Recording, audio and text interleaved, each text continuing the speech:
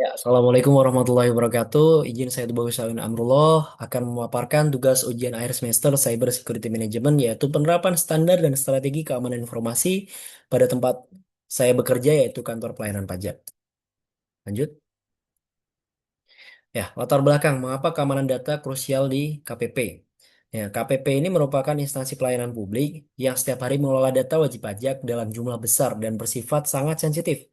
Jadi penerapan standar dan strategi keamanan ini menjadi kebutuhan mutlak, bukan sekedar formalitas administratif. Data sensitif yang dikelola yaitu identitas pribadi wajib pajak, laporan keuangan perusahaan, NPWP, dan data transaksi perpajakan, maupun data lainnya yang bersifat penting dan sensitif bagi wajib pajak.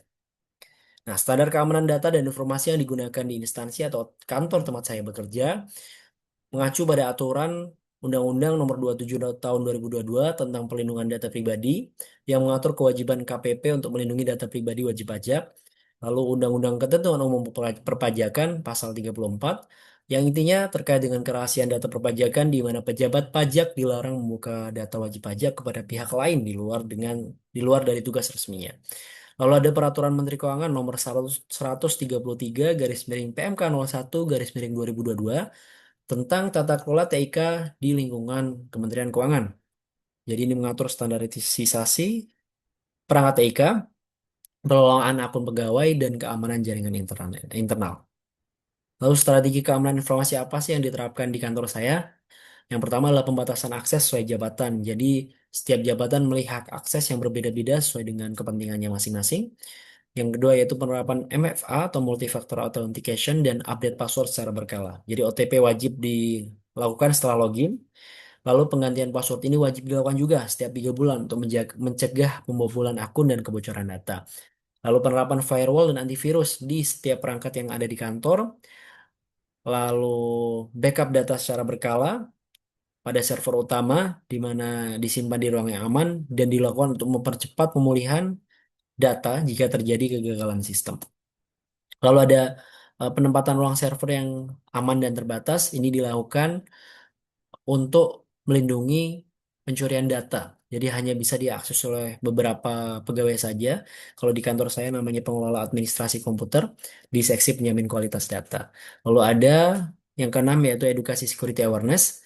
Nah, ini sosialisasi ini rutin dilakukan setiap semester oleh seksi penjamin kualitas data kepada seluruh pegawai. Kalau ada pengawasan dan audit secara berkala. Jadi audit keamanan ini dilakukan oleh seksi penjamin kualitas data yang bertujuan untuk mendeteksi potensi di pelanggaran keamanan data. Nah, lalu apa sih manfaat penerapan keamanan informasi?